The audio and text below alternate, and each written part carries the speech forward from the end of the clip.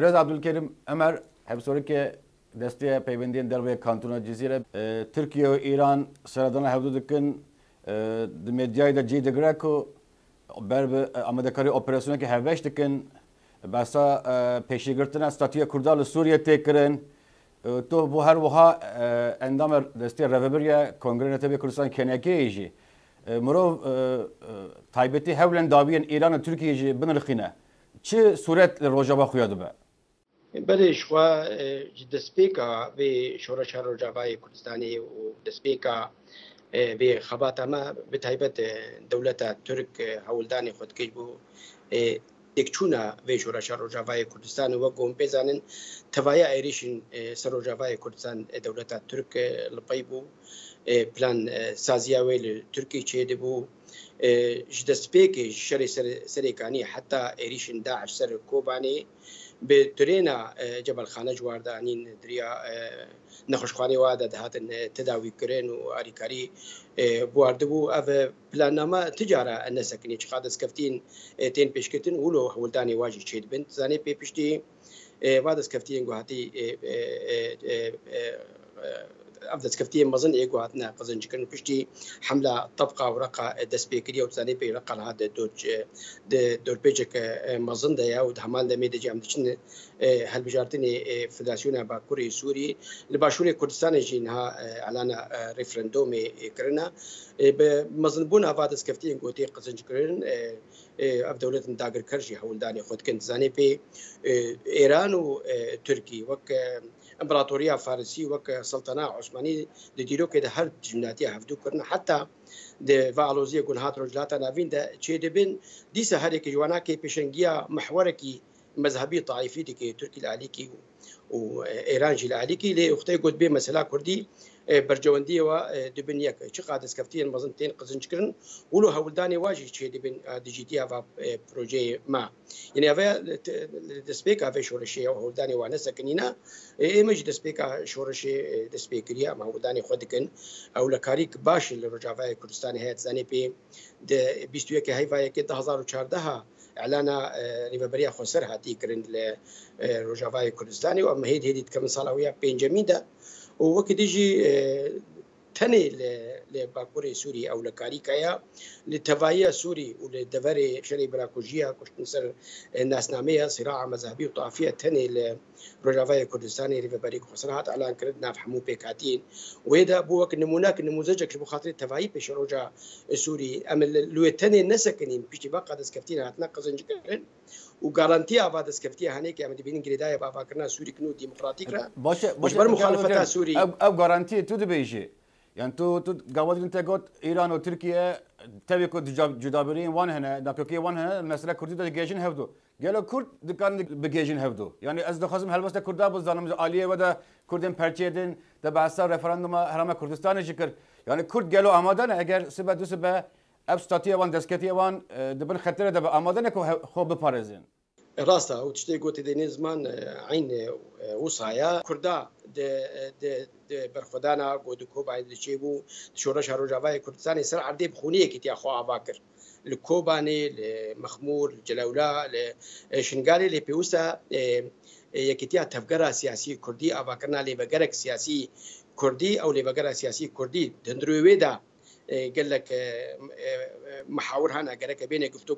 گفتگو کرن و بریار تیده بیستان دنیا یک جوانا و هری گرینگا هندروی وی کنگران توی کردستانی دا وی لبگرا سیاسی کردی پیش روجا کرد 100 ساله 21 دا استراتیجیا وای سیاسی هفدش بی آواکرن دوام و هری گرینگجی افدس کفتین گو هاتنا قزنج کرن دو مواجهات هیروری دا چلو جوای کردستانی چل باشوری کردستانی گرکا بین بكارعين دالية سياسية ودبلوماسية دا دبلوماسية كردية حتى أنها بلا ولا بيوستا دفي كونغري نتوي كردستان دا أباكنا دبلوماسية كرديجي هفبش شبيبي وكيدي تر مجالك ديجي هي بر جرينجا مجود قالك دسكفتي هاتنا قزنج كرن أو دسكفتي هاتنا قزنج كركا باراستنا واببي وكيدي خطرين مظن سر كردا وكردستاني أنا جاليكي ببشتي إعلان ريفرندومش صالح حفتي هذا جاري كما سرك أركاني إيراني تيجم تركي وبلان ما شيء كنجبو خاطر ديجيتيا وی رفرندوم وهاتی اعلان کردن و وقت دید همال دمیدا تزانی په نهال دورا عفرینی ادلب اوجی پیمانن و پلاننامه تین اواکرند ناو ايراني وتركي وروسيا ورجيم بشار الاسد افهموا خطرين مظن اريد اسكفتيه مظن هاتنا قزنجكرن اري كردوي خديرو لك مظن باللي دجمني كرداجي المال اخوانا رازاهيا دوله مظن خدي علاقات اقاهيل جموعنا معطيات جموعنا اوجدان تشدبي وهولداني خوبكن حتى تالي قد جيتيا وي بكن جبولو حتى هيزن لشكري اي كردستاني بيوستا دبي دما ديروكي ده حكم نكارن هيزك لشكري حبش عبابكن تنسيق نافو هيزي لشكري ده تشيب بيشل روجافاي كردستاني تشيل باشوري كردستاني الباكوري كردستاني الترك وحكومتها AKP قتل عام سرقلي كرد روجانا بكار ديني بيوستا اباكرنا هيزك لشكري جي حبش جبولو امد بيجن يعني دبي دما ديروكي ده اباكرنا اللي بقرك سياسي كردي دامزاندنا كونغرك نتوي كردستاني جابو هوا يجي جرينترا جبر سال 2013 هولدان هبنگو کنگر به بدار خستن کمیته آماده کار هنگی هات هلبجارتن دوکومنت وی هاتن حاضر کرن دیروکا دامزراندنی وجهه وجه هادیار کرن مخابن بسر نکد اما کنکی و کنگری نتوی کردستانی و کسیوان کردستانی مدید او ارکی میا يعني اما رول كبريزن ام دس بكن مهوانداريه ام قارب توايا كردا دالچا پارچه كردستاني بين اندقل هبدو نقاش بكن بيشروجا كردا دست سالا 21 كده وسروي اساسي شورا يكم لباجار سليمانيه 15 ترمه هات بدار خستن وك انجام نامه ويناكي بدار خصنا بين شوري نتوي هر شورك نتوي بشكل بشي كردستاني وشورك نتوي الدرفاي كردستاني والاوروبا بتاعيبات از جالك ضمن دخلتم سر مسألة إيران وتركيا بسكنم شبكة تاجي بالكشانت بير جرينجا تكيليا بأمريكا جهية هون بوانرا دانستاندنا دكيد قالوا ريبرن أمريكي نزيكونا تركيا أو إيران تشاوا دبينن ريبريا ترامب إيران يكجي خطريا جافين هر مزن دبينه وتركيا جا عالية كي عندما ناتويا يعني هم نزيكونا وان لجور دانستاندنا بأمريكا تشاوا تديتن كي روبين مقوت نها بشتي 6 سالي سايكس بيكو ديزاين كرنا كنوج رجلاتا نافين تشي دي بي لغوري وي ديزاين كرنا نو اف هيزن سركا تشي امريكا تشي روسيا هناك دولتنا اقليمي جي دخازن ببحر كمظن دوي كعكا رجلاتا نافين عقم جوج سوري دسبت كي الدردورة تبعي دبري برفره دبي حمو تحالفات يقولها هنا تحالفات دمكينة أو تحالفات يقول عمري وبده صلايا تنا جوهرتن دما كده وقت أقول برسكليك ناف روسا وتركيا ذهبوا هنجي روسا رجاناج مرة قلت خطر هاري مظن سر باكوري سوري وسر سوري دولتها تركيا دقوتن جمرجي دقوتن رجيم رجي دقوتن و ترك وبنافي مواجهات هيروري ودس خو بافجنس ودس خو دريجي عزاز بكن جرابلس بكن ودس خو دريجي بابي بكن وهرن رقا وهرن دير الزوري وهرن سينوري عراقي بنافي مواجهات هيروري وتبايد نياوي على كاري بوار بكي جبولو جمرجي دقوت رجيم يجي دقوت دقو هكا ترك اف بلان ناما وبسر بكبي جبوي رجيم سوري جنباسا جبو كردا جنباشا ودقوج بو مجي وك روس جنباشا ومديت بشتي حكومتها AKP سياسة خوارد ودس بتنازلاتها كر ومديت حلب تسليمي ريجيمي كر دفج مخالفتها سوري بردا روسيا نبس هالوسط خوارد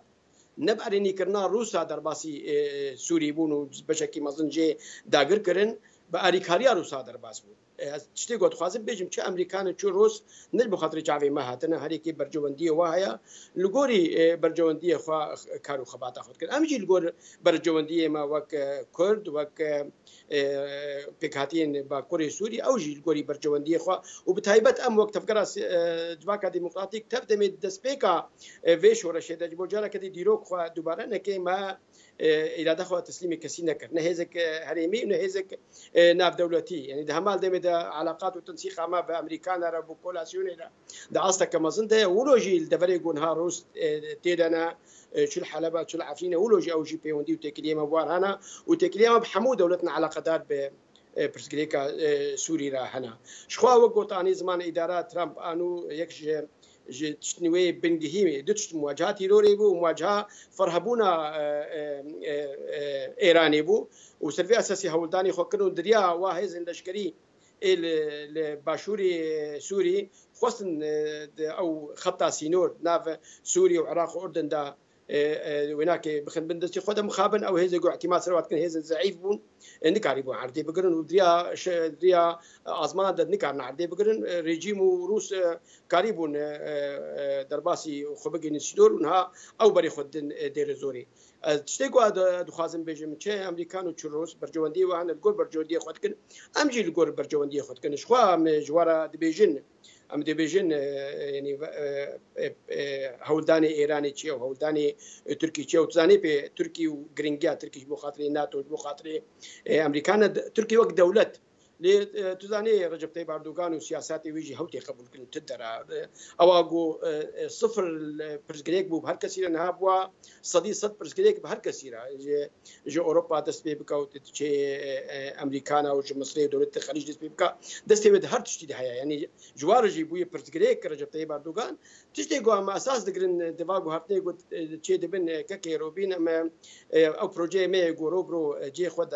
سر عدي دغرن روبرو راي خد عدي كردكن او بيوندي وعلاقات ناف بكاتين باكوري سوري وناو تاني اما تشتكي ديجي اساس ذكرنا اما اساس ذكرنا او قوم قوت جارانتيا عبد السكرتي قوتينا قصن شكرن قريدا يعني اباكنا سوري كنو جبر مخالفات نينا جبر مخالفات ضعيفه جبر مخالفات بإرادة ام بينن وكبر برسيار وك اركيميا ام بيشنجيا غهرتني تحمو دندرو تباي سوري دبكن او بوسدمي اعلان مجلس سوري ديمقراطيك قدريا ويرا وبتكليو بيونديا بدنا وتفكرن سياسي ديمقراطيك دندرو السودان ونري مكونات بهدوره مقارب المواجهه واستحقاقات ديروكي بكن ام دبيجن تشتيقوا حتى انا اتيا فاكرن ام بنا رقم جرام با معادله سياسي سوري ومنطقي ده ام بيجن تبروسا سياسي شينابه تفرسا هولداني تركي وايراني كن تشتكي ديجي هي قال لك جرينجا كيروبين الصدي سهج جغرافيا سوري دبندستي مدى مكاريب ومتني ومواجهات تيروري بكن نها بايتختا داعش نها علي لشكريدة النبوة نقاشات شيء بين كوم جيفين شيء بين بخاطر برشلونة سكننا برسكريكا السوري بلاتفورما روسيا دخوازن بلاتفورما قاهرة دخوازن دستيا بلند قفتو قوي دخوازن اجتماعات جيفين الرياض شيء بنو وكرد تننا كرد بلاتفورما موسكو دجي هابون وسرم اصدار ببريا خسرت دبو كرد دور 25 حتى السه كسايتي جي روجاوای کردستان تبلی پلتفرم باشه دبردک که ماهی کرداتون اگر لو واشنگتن جت گوتن کو کرد روجاوا شرکت پر مزن کریه لک تایبتی حرم کردستان عراق پشکری ندایه و آن هاجی حرم کردستان رفراندوم پکتینه سری د امریکا گلک هزین جهان پشکری نادن یعنی کرد او دسکتن کو تگاودین باسکر نکارن بپارس گلو و هنا خلتیه که ماهی کرداش تونه لسر رفراندوم حرم کردستان او جبو پاراستنا کو دسکتین لسوریه باکور سوریه او روجاوا تایبتی گرکه یعنی هون حاضرن کو لهورن لهورن ام بيجن پلات اینیه که هفبش آوا بکن هلبس که هفبش درخن افتشتي قلت بيجي راستا شخوا كيمياء كردا وتفكرن وي سياسيه هي ونهامي برفراها مي في مجاري النقاش بك بجبير نكد جبني ماجي بروخرتا مخالفة سوري بالتبعية دبن بإرادة دبن دولة ترك دولة ترك دسبيكا في شورشي هر اصلا گیال پیشا شورش روجاوای کردستان در دخی سیاست خو بالتبعية گوهر دفت مخالفة سوري دفت تبعية پروژه خو جبو پیش روجا سوري دفت بردايا بس جبو خاطر دجتيا كرد وقال كرد بكي وكديتر تزاني به دولة داگر كر وباندورا وانا كي بيوسيا وانا كي چه ايران به چه تركي به چه رژیم بشار الاسد به دولت مزن خدي امكان خدي برجوندين وبرجونديه بعد دولت خدي بريار بوا وغريداين باري ما برغرانا باركي نولو سيفكا يعني حتى انها چقا بش المخالفات سوريا هن ايه هندرو ايه دروا هل وستا واجبو كرداج رژیم بشار الاسد نباشترا يعني بلكي جي هذا جي بيسترجي باري ما قال لك جرانا جبولو ام ديفيجن يعني بيوستا دوی دما دیروکی دا جوی چند سه گوجمره هاتی براستی چقدر خطریا داعش سر کردا و کردستانی و قتل عام اقول کوبانی چه بوی او فرمان و قیران اقول سرقلمه کرد زدیل شنگاری لی وقتی دیش داعش بوی فرصتکش بر داعش برای آری کاری پیدا کربی برای او دستک کربی برای او کارانی بی داعش جای و اصلا خطرک مزنا ست بیام روایی بالتانية كردا قريب مواجهة وابكن أفج بومجي أفجي فرصتك أجي بقولوا أمد بيجن يعني حتى أنها وكنك هولداني قمت كن بودا مدردنا كونغرين توي كردستاني أمد بينين حتى برجواندية بارتي تيجينها غير برجواندية ملتي مشخوة أمد بينين دفيد روشا ديرو كده دفيد شخصية جوجمرة هاتي ده وجارة كدي دوباره نبي جرك هر بارتيك سياسي برجواندية خوال عليكي بيلي برجواندية ملتي خوي أساس بكرن اللي أمو كان قدبين حتى برجواندية بارتي تيجينها بتاع مثلا كونغرين توي كردستانيا أزميناك كي بينهم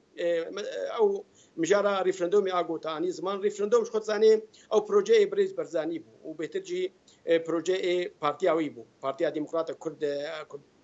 كردستاني العراقي أو بروجي وابو وتلفزاني علاقات وبيوندية حكومتها هريم وبريز برزاني بحكومتها AKP وجاريجي وقتها قد شو أنقرة بشوازية وتكن وكسر وكومارك وعلى باشور كردستاني البيوي دانين وبدها بده جارة ريدار تركي دوغم ندجي كردا وما في كردانا أم دجي بيدي وبيكيكينا لي وقتها قو إعلان ريفرندوم يكرن أو ريفرندوم قو بروجي برزاني بو إيقو هري دجمناتيا ويكر كيبو ديس حكومتها AKP وحكومتها تركي بو حتى وقت برجواندية بارتي تيجي حتى أو محوري جو بريز برزاني خديت بشكل أو محوري إقليمي هرمي تركي وقطر والسعودية حتى أو محور جنها تيهلو شاندن جبولو أد بيجم وقت برجواندية بارتي تيجي وقت برجواندية ملتي ما وقت أف تشانسي ديلو كي جوهاتي أما هم خدي دركبن الخونا بهزارة شهيدة جوجانا خوش دستان بخاطر رومتا قال لي كورتزاني بيكا روبين برخدانا كوبا دب صدا خورتي ما كرد جبا كور جبا شور الرجلات خلصيدورا دان هنا كالوانا كي مستق افجي نبخار جيانا خوش دستان بخاطر رومتا قال لي كورد بو خدي دركتن الخونا وا شهيدا جي بخاطر بيش روجا كورت صاله بيستوي كده براستي از دوباره دكم اف فرصته تشانسي جوهاتي ديرو كده بري نهاتيجي وجاره كدي دوباره نبي جرك هر يكي لغوري ويناكي بريارة خبدي أمد بيجن شخوا أو شيء لو هاتي بدار خستن يعني تبعي بارتين سياسي هرجع بارتي كردستاني والدربا تدا آمده بون إيجو تدا آمده نبو بارتيا بدك بو أم هيفي دكن وأم هولداني خبكن حتى دقيقات هالي وكنك جو أف كونغرين توي إيجو أم هيفي دكن جو صلاة دهذا وحفظها هذا بيبدار خستن هركز جي خوتي دبيني وبتهيبت سي بارتين أساسي هنا سي منظومة سياسي كردي هنا PKK وKJK ويكتي وبارتيا ديمقراطي كردستاني عراق مهوداني خبكن حتى تالي حمود جي خود في يكتي أنا تويدا بقرن براستيج بوما أو يعني دما هبوني وتنبوني